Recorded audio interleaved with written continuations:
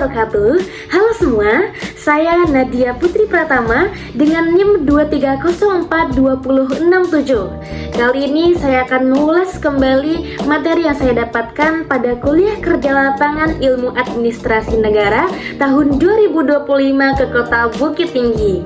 Kuliah kerja lapangan kali ini diadakan pada 3 instansi terkait.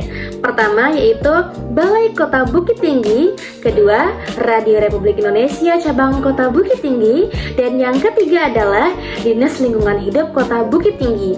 Simak penjelasan saya pada video berikut ini.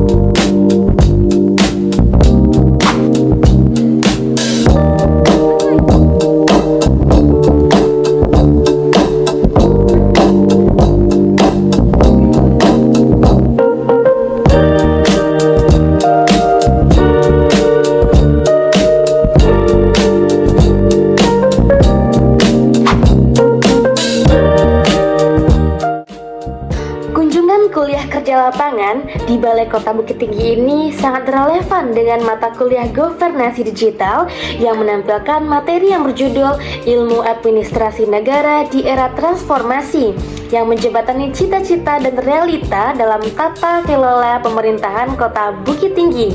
Dengan narasumber utama Dr. Andus Melvi Abra MSI, staf ahli Wali Kota Bukit Tinggi.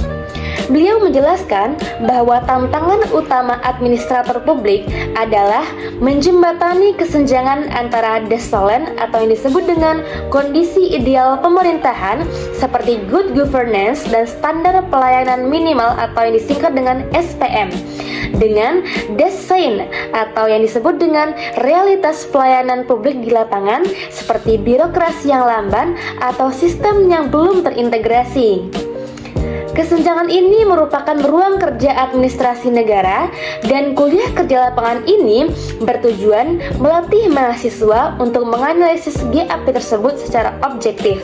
Secara umum, narasumber menekankan 3 fungsi utama pemerintah. Pertama, yaitu sebagai regulator yang membuat kebijakan yang mendukung tata kelola digital.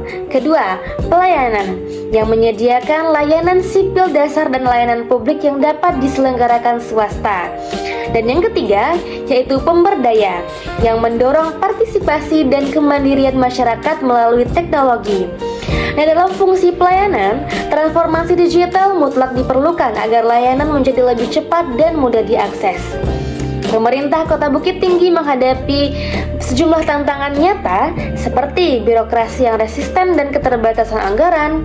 Nah, untuk mengatasinya, Pemkot mengimplementasikan digital governance atau yang disingkat dengan e-government demi pelayanan yang lebih efisien dan transparan serta mengintegrasikan SDGs dalam kebijakan. Langkah-langkah ini adalah upaya nyata untuk mendorong desain semakin mendekati desolen. Mahasiswa administrasi negara diharapkan menjadi calon digital administrator yang berintegritas dengan membekali diri dengan keterampilan literasi digital dan analisis berbasis bukti dan karakter integritas, akuntabilitas, dan orientasi pelayanan agar mampu menjadi agen perubahan bukan sekedar pelaksana administrasi. Halo guys, jadi kami udah selesai melakukan kunjungan ke Balai Kota Bukit Tinggi. Selanjutnya kita akan kemana? Kita lanjut ke RRI. Oke.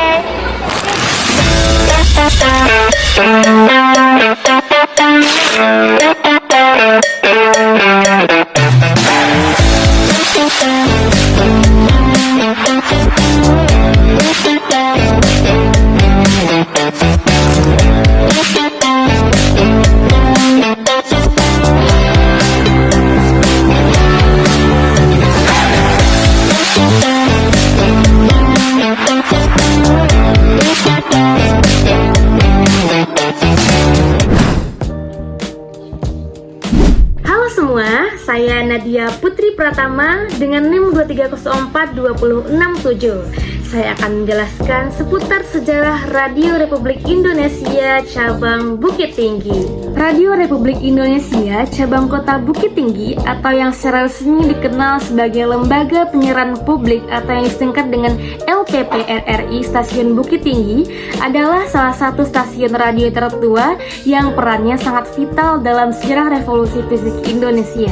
RRI Bukit Tinggi pertama kali mengudara secara resmi pada tanggal 14 Januari 1946, tak lama setelah proklamasi kemerdekaan. Pendirian ini dilakukan atas inisiatif pejuang lokal dan pemerintah daerah untuk membentuk media komunikasi yang independen dan pro-republik. Pada masa ini, RRI Bukit Tinggi berfungsi sebagai sarana penerangan bagi rakyat, menanamkan semangat nasionalisme, dan menangkal propaganda yang disebarkan oleh tentara sekutu dan Belanda. Kota Bukit Tinggi yang saat itu berfungsi sebagai salah satu pusat pemerintahan dan militer di Sumatera Tengah menjadikan stasiun radio ini memiliki posisi strategis yang sangat penting.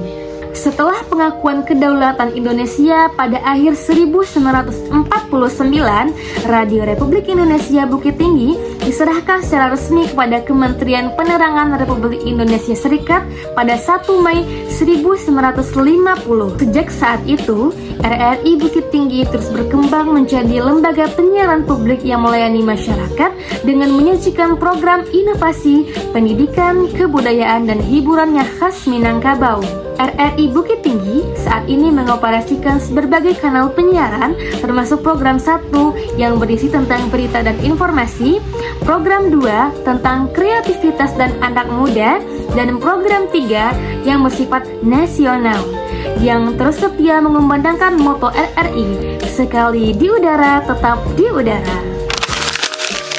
Nah, pada zaman sekarang ini timbullah satu pertanyaan, yaitu bagaimana perkembangan teknologi dari media baru memengaruhi dunia penyiaran, termasuk transformasi yang sedang dilakukan oleh Radio Republik Indonesia. Yang pertama, terjadilah yang namanya itu perubahan lanskap media dari media tradisional ke media digital. Perubahan ini juga dipengaruhi oleh perilaku audiens yang menggunakan media dan konsumsi konten on demand. Nah, dalam satu dekade terakhir, cara masyarakat mengakses informasi berubah.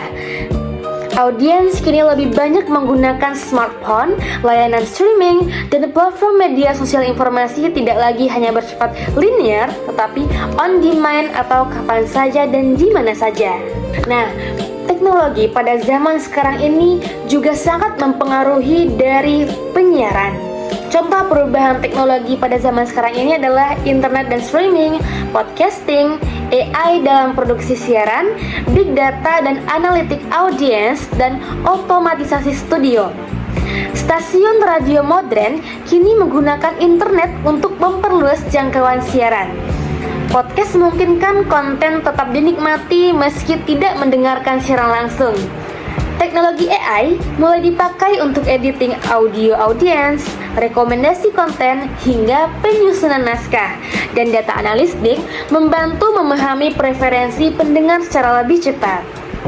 Nah, pada zaman sekarang ini, media sosial mempunyai peran yang sangat krusial. Pertama, pada platform Instagram, kedua TikTok, ketiga YouTube, keempat ada konten format pendek, dan kelima ada interaksi dua arah dengan audiens. Media sosial kini bukan hanya alat promosi, tetapi menjadi platform distribusi konten utama bagi lembaga penyiaran. Format video pendek dan live streaming memungkinkan radio lebih dekat dengan audiens, menciptakan suasana yang tidak dimungkinkan oleh radio tradisional yang sudah dipakai bertahun lamanya. Nah, sebagai lembaga penyiaran publik, Radio Republik Indonesia mau tidak mau haruslah mengikuti transformasi zaman, yaitu transformasi digital yang berjalan pada saat sekarang ini. RRI terus beradaptasi melalui aplikasi RRI Digital, digitalisasi konten, serta penguatan distribusi lewat media sosial. Inovasi ini membuat RRI tetap relevan, khususnya bagi generasi muda yang lebih digital natif.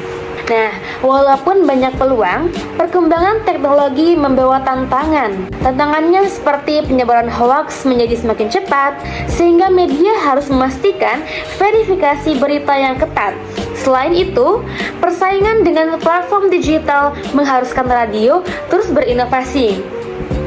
Tak hanya itu, banyak sekali tantangan yang dihadapi di media saat ini seperti keamanan data, monetisasi dan persaingan platform, dan literasi digital yang belum merata. Nah, di samping beberapa tantangan tadi, terdapat peluang terutama bagi kita sebagai mahasiswa Universitas Negeri Padang pada zaman sekarang ini. Pertama, kita dapat memiliki peluang sebagai karir di industri media digital. Kedua, produksi konten kreatif. Ketiga, riset dan komunikasi dari teknologi dan kolaborasi kampus dengan Radio Republik Indonesia. Nah, dengan kompetensi digital, mahasiswa dapat terjun ke berbagai bidang editing audio dan video, jurnalisme digital, manajemen media sosial, hingga pengembangan konten kreatif. Kolaborasi antara perguruan tinggi dan lembaga penyiaran seperti RRI sangat penting untuk membangun ekosistem media berkualitas. Oleh karena itu, teknologi dan media baru membuka ruang kreatif serta peluang besar bagi penyiaran publik.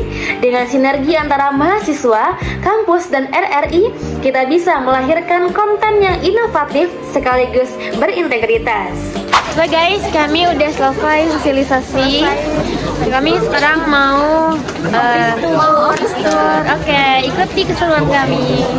Dadah.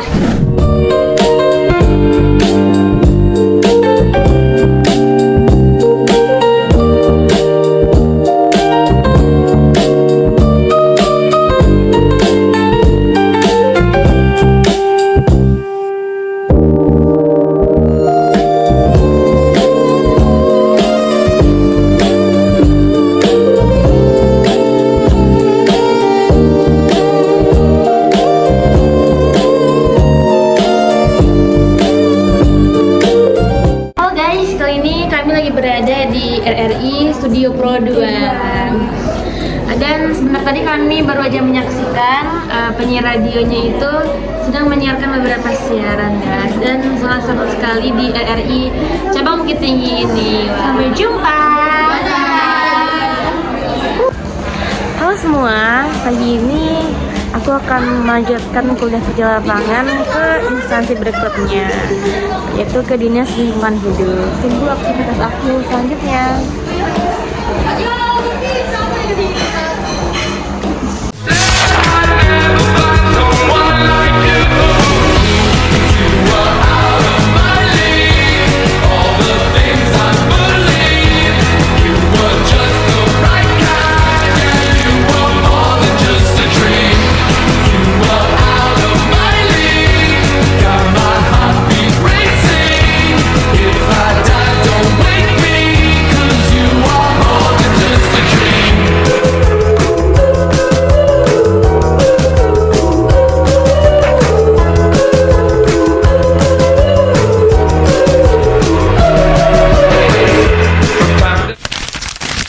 Baiklah, kita bergeser kepada materi terakhir, yaitu materi yang disampaikan di Dinas Lingkungan Hidup Kota Bukit Tinggi.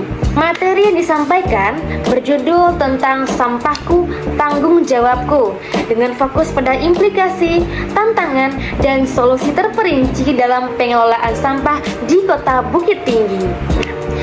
Tingginya volume sampah di Kota Bukit Tinggi, yakni sekitar 100-110 ton per hari, menciptakan beban finansial dan logistik yang signifikan. Pemerintah kota mengeluarkan anggaran hingga 22 miliar per tahun hanya untuk pengelolaan sampah.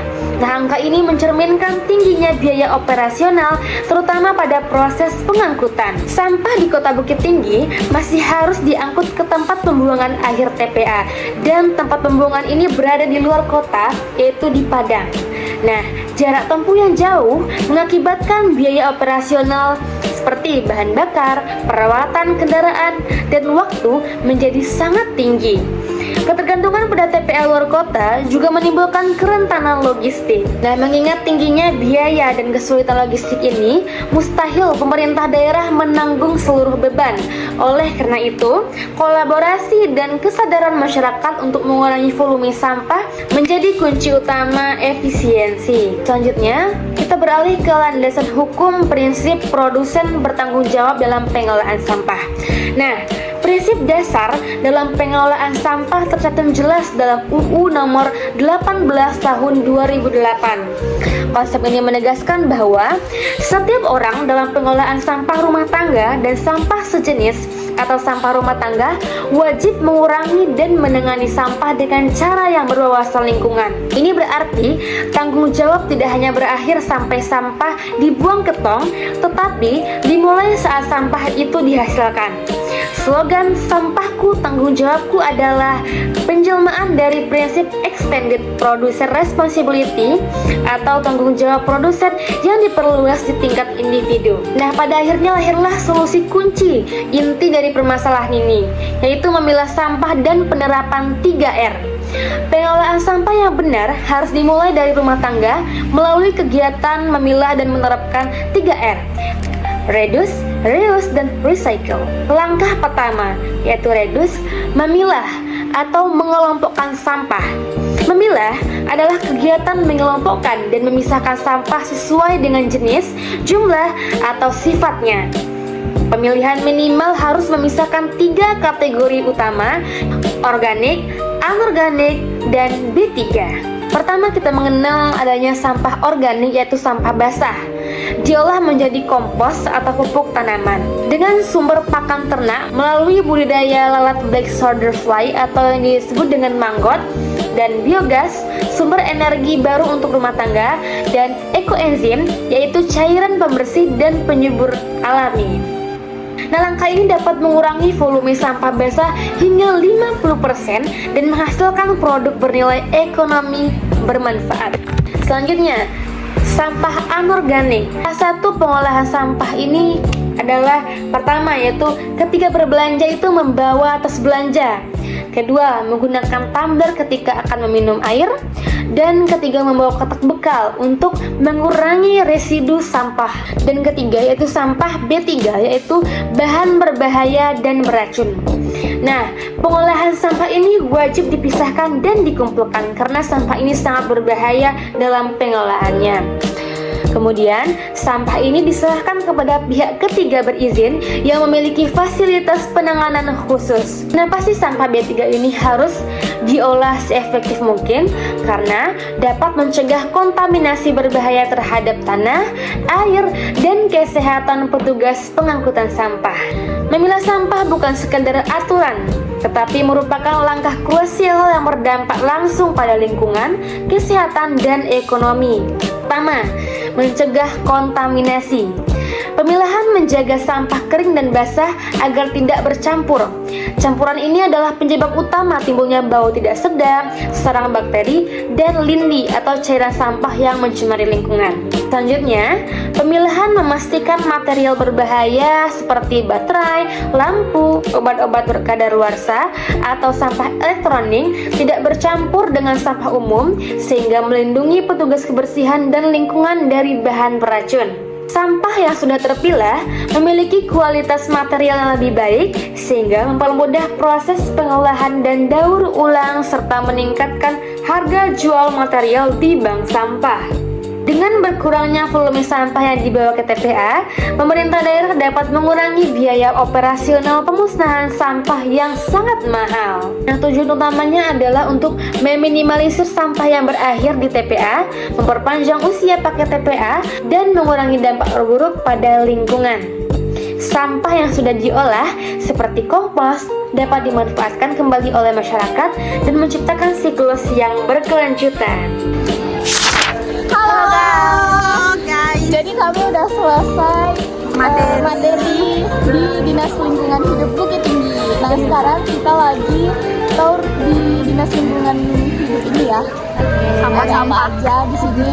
Di belakang kami Ya, ada bapak-bapak. pengolahan sampahnya guys.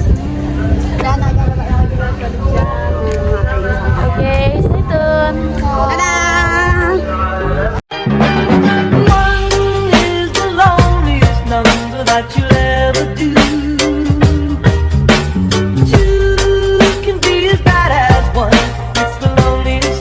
This is the night.